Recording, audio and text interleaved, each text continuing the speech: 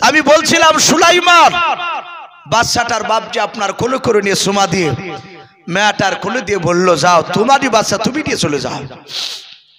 দাউদ নবী আলাইহিস সালাম আর বসে থাকতে পারলেন না, সিংহাসন থেকে নেমে 4 থেকে 4.5 বছরের সুলাইমানকে বুকের সাথে জড়ে ধরে সুলাইমানের কপালে চুমা দিয়ে বলে, বেটা এত সুন্দর বুদ্ধি তুমি পেয়েছো। সাথে হাতে বাপজি সুলাইমানের হাতে বাপজি দাউদ নবীর হাতে একটা আংটি ছিল, আংটিটা বের করে বাপজি সুলাইমানের হাতে দিয়ে দিলেন। সে সময় আংটি পরা হারাম ছিল না, বর্তমানে বাপজি সব আংটি পরা হারাম নয়। শুধু ইসলামে বাপজি 4 থেকে 4.5 আনা 4 আনা যে আংটি বলি আমরা চাঁদি, আপনি চাঁদির আংটি ইচ্ছাকৃত আপনি পড়তে পারেন, কারণ আমার বিশ্বনবী চাঁদির আংটি বাপজি ব্যবহার করেছিলেন। সোনার আংটির ব্যাপারে এলাকার মুফতিদের সাথে আলোচনা করবে। পুরুষরা বাপজি এমনি সোনার চেয়ে দামি, বলুন আলহামদুলিল্লাহ। এই জন্য পুরুষদেরকে বাপজি গৈগ্রামে সোনার আংটি পরে বেড়াতে নিষেধ করেছে। সোনার আংটি পরলে বাপজি মনের ভিতর একটা অহংকার তাকাব্বুর চলে আসে। এখানে যত বাপজি ভাই আছেন, আমি মনে হয় যারা বিয়ে করেছেন 100টা বিবাহিত পুরুষের মধ্যে থেকে দেখা যাবে 95টা ছেলের বাড়িতে বাপজি সোনার আংটি আছে। কারণ বিয়ে করতে গেলে নাহলে একটা আংটিও দেয়, বিনা দাবি হলো। কিন্তু অনেকে বাপজি পরে না, আমরা দেখেছি, আমিও পরে দেখেছি। সোনার আংটি পরে হাতে পড়লি, লোকের সামনে গেলি, শুধু বাপজি আঙুলটাকে এমনি করে তুলতে মন চায়, আর ঘুরি পরে ওই আঙুলের দিকে চোখ যায়, আংটির দিকে। মানে সোনার আংটি পরেছি, একদম বাস্তব কথা বলছি।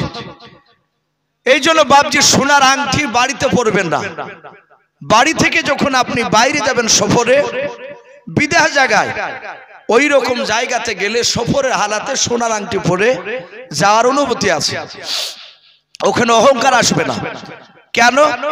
যেতে গিয়ে যদি আপনার ব্যাগ উল্টা পাল্টা হয়ে যায়, অনেক সময় ট্রেনে ব্যাগ রেখেছেন, ঘুমিয়ে গিয়েছে, বাংকারে ব্যাগ আছে, আপনার ব্যাগটা অন্যজনে নিয়ে নিয়েছে, আর আরেকজনের ব্যাগ আছে, কিন্তু ওই ব্যাগে হয়তো টাকা ছিল, তাহলে আপনার কাছে তো কিছু নেই, কিংবা পকেটে টাকা আছে, পকেট মারিয়ে কেটে নিয়ে নিয়েছে। এখন বর্তমান বাপজি টাকা যদি চাইতে যান, তাহলে লোকে বলবে যে দেখ ই ভদ্র চিটার, ই ছোট লোক, দেখ পোশাক কত সুন্দর, আবার 10টা নয় 100টা টাকা চাইছে, মানুষ দিতে চাইবে না। অনেক লোক বিপদে পড়ে টাকা চায় যে ভাই বাড়ি যাওয়ার মতো টাকাটা একটু দাও। তো বলা হয়েছে আপনার ব্যাগ টাকা যদি হারিয়ে যায়, সোনার আংটি তো বাপজি চুরি করে নিতে পারবে না, একমাত্র জোর করে যদি মারি ধরে নেয় সেটা ভিন্ন কথা, কিন্তু চুরি করে যদি বাড়ি করতে চায় আপনি জানতে পারবেন। তাহলে ওই সময়তে সোনার আংটিটা বিক্রি করে দিয়ে আপনি বাড়ি আসতে পারবেন। এই জন্য মুসাফির হালাতে বাপজি সোনার আংটি পরবে, বাদ বাকি বাড়িতে পরবেন না। থাকলে অনেক সময় বিক্রি করে আপনার সংসারের কাজে আসবে। আর বাদ বাকি বাপজি অনেক যুবক ভাই, অনেক বাপজিকে দেখেছি, কিছু মুসল্লিকে দেখা যায়, সেই বাপজি আপনার 18 বছর যুবক যখন ছিল তখন একটা তামার আংটিকে ভরিয়েছে, ভরিয়ে বাপজি দিকে 60, 65, 70 বছর বয়স, তখন তার চামড়াগুলো টান থাকে না, জড়ো হয়ে যায়। তখন দেখা যাচ্ছে গিট মোটা, মাঝখান শুরু হয়ে গেছে, ওই আংটি ভরায় আছে, নামাজ পড়ে। তামার আংটি, পিতলের আংটি, এগুলো শরিয়াতে একবারই হারাম বলা হয়েছে, ব্যবহার করা যাবে না। বাদ বাকি চাঁদির আপনি ব্যবহার করতে পারেন, সব সময় আপনি লোকের সামনে দিবেন, এতে গোনা নেই।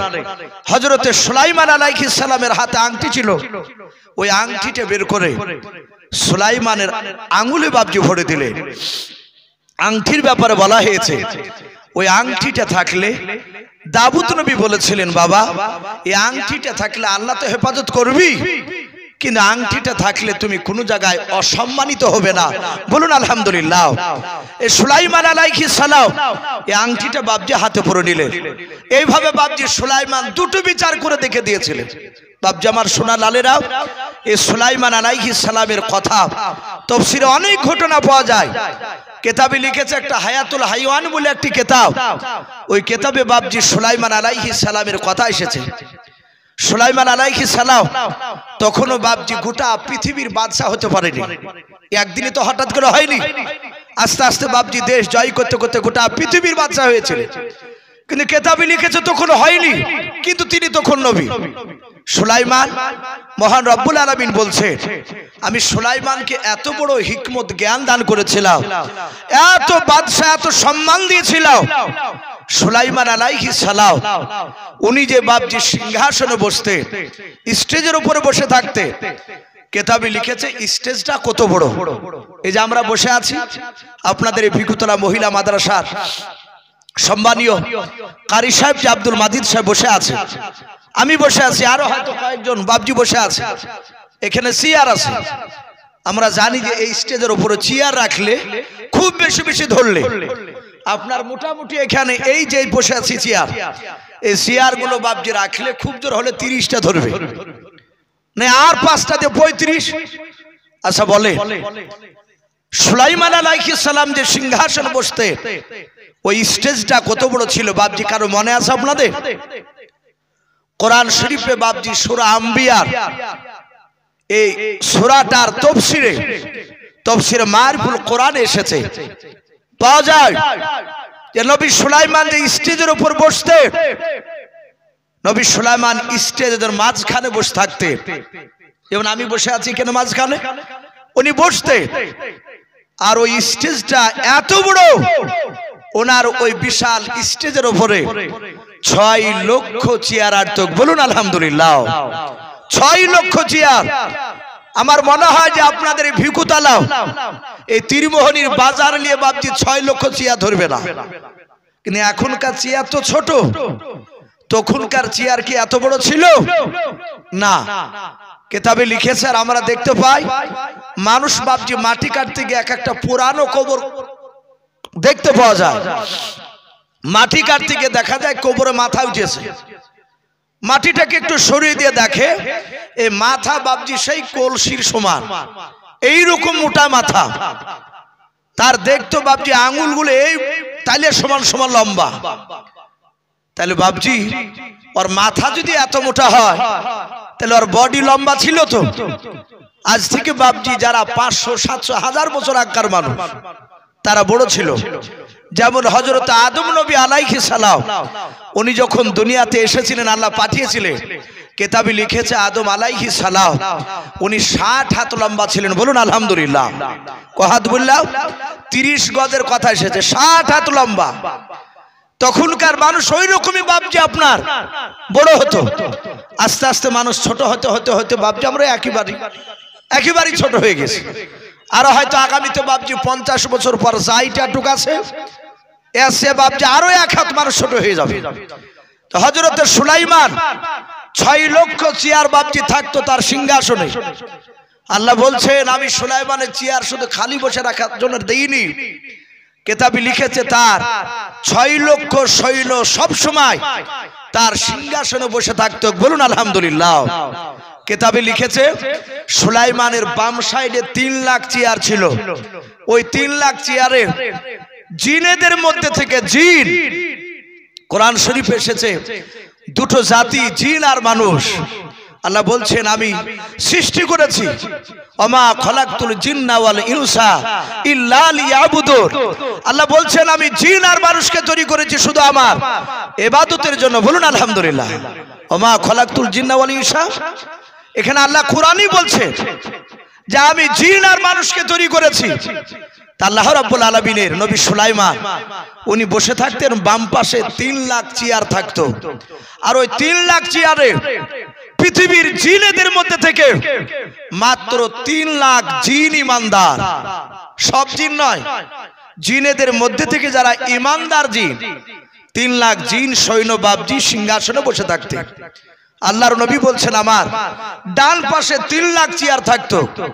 ওই 3 লাখ চেয়ারে আপনার আমার মতো মানুষ, এই মানুষদের মধ্যে থেকে বাপজি 3 লাখ ইমানদার মানুষ, তারা চেয়ারে 24 ঘন্টা থাকতো। তাহলে জিন 3 লাখ আর মানুষ 3 লাখ, টোটাল 6 লাখ। আল্লাহ বলছেন, আমি সুলাইমানকে এত সম্মান দিয়েছিলাম, এত শক্তি দিয়েছিলাম, আমার বাতাস আমি সুলাইমানের তাবে করে দিয়েছিলাম, বলুন আলহামদুলিল্লাহ। আমরা তো 4 চাকায়, 2 চাকায়, অনেকে হাওয়াই জাহাজে, হেলিকপ্টারে বাপজি ঘুরছে, অনেকে আমরা ঘুরছি। কিন্তু নবী সুলাইমান উনি বাতাসের সাহায্যে গোটা পৃথিবী ভ্রমণ করতেন, বলুন আলহামদুলিল্লাহ। সুলাইমান বাতাসকে শুধু বলতেন, বাতাস নিয়ে চল আমার সিংহাসনকে নিয়ে।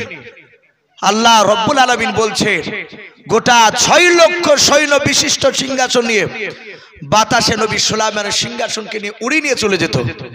কেতাবে লিখেছে সুলাইমান এত বড় বিশাল সিংহাসনে মাটি নয়, আসমানের উপরে আকাশ পথে কতটা উপর দিয়ে উড়ে যেতে, শুনে মনে হবে যে আমি গল্প করছি। এগুলো গল্প নয় ভাই, ওলামা বসে আছে, আপনারা অনেক জেনারেল শিক্ষিত ভাই আছে, কোরআন শরীফের বাবজি তরজমা তাফসীরের বইগুলো বাবজি কয়েকটা কিনে একটু পড়ে দেখবে। নবী সুলাইমান কতটা উপর দিয়ে উড়ে যেতে। হায়াতুল হাইওয়ান বলে একটি কিতাব, ওই কিতাবটার লেখক আল্লামা কামালউদ্দিন দামিরি রহমাতুল্লাহ আলাইহি, ওলামের একজন বিখ্যাত আলেম, তিনি বলেছেন যে 1 নয় 2 নয় 1350 কিলোমিটার উপর দিয়ে উনি আকাশ পথে উড়ে যেতেন, বলুন আলহামদুলিল্লাহ। 1350 কিলোমিটার, এটাটুক রাস্তা নয় বাপ। হযরত নবী সুলাইমান অত দূর থেকে বাপজি জমিনে তাকালে পিঁপড়াকে দেখতে পেতেন, পিঁপড়ার কথা আওয়াজ উনার কানে পৌঁছাতো, বলুন আলহামদুলিল্লাহ। এত বড় নবী সুলাইমান, কিন্তু সেই সময় সুলাইমান গোটা পৃথিবীর বাদশা তখন হয় নাই, কিন্তু এত বড় বিশাল সিংহাসনের উনি আপনার মালিক হয়ে গিয়েছে। সুলাইমান সকালবেলায় বাপজি আপনার ডাক দিয়ে বলল, এই জিনেরা, যেহেতু জিনেরা বাপজি ওর তাবি ছিল, আল্লাহ রাব্বুল আলামিন বলছেন গোটা পৃথিবী অনেক মাখলুকাতকে আমি সুলাইমানের সব তাবি করে দিয়েছিলাম, বলুন আলহামদুলিল্লাহ। সুলাইমান যা বলতো তাই শুনতো। সকালবেলায় কয়েকটা জিনকে ডেকে বলল, হে জিনেরাও, যাও তোমরা আজকে পুরা খবর দিয়ে দাও, আগামীকাল সকাল 9টার আগে আমার রাজ দরবারে যেন সিংহাসনের সামনে যেন হাজির হয়ে যায় আমার দেশে যত জীবজন্তু পশু পাখিরা আছে, সব জিন মানুষ পাখি যা আছে সবাইকে বলে দাও আগামী কালকে যেন তারা 9টার আগে পৌঁছে যায়।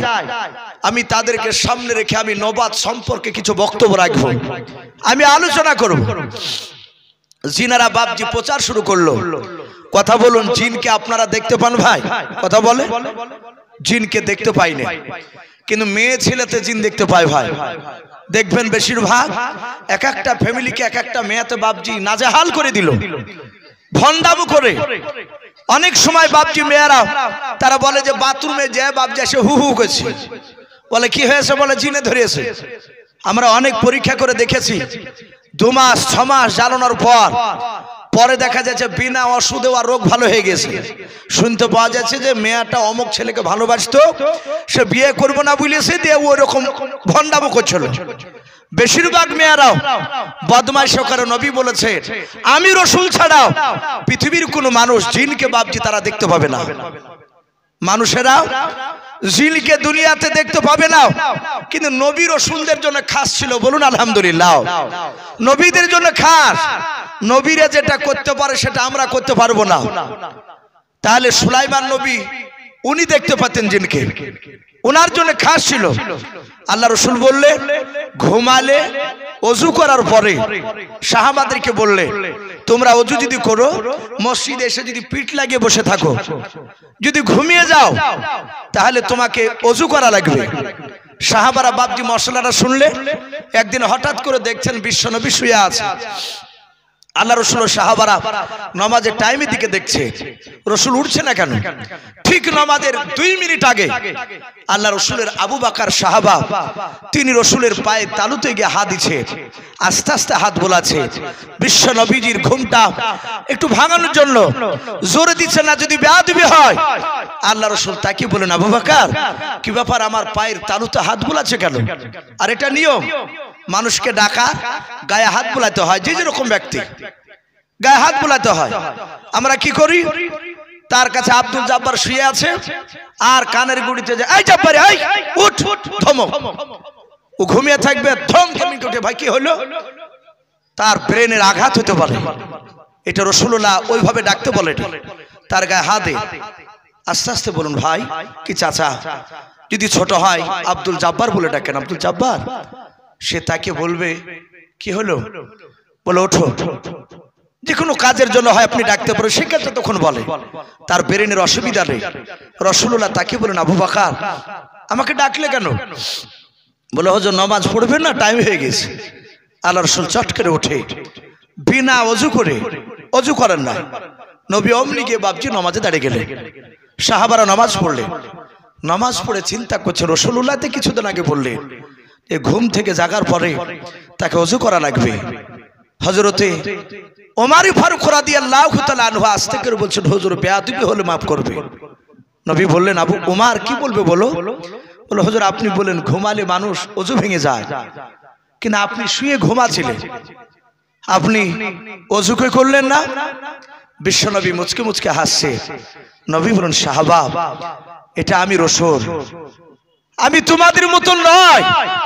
এই সাহাবা আমি শুনে নাও, আমার চোখ বন্ধ ছিল কিন্তু আমার অন্তর জেগেছিল। বলুন আলহামদুলিল্লাহ। নবী আরেক জায়গায় বলেছে, আমাকে আল্লাহ খাওয়ায়। বলুন আলহামদুলিল্লাহ।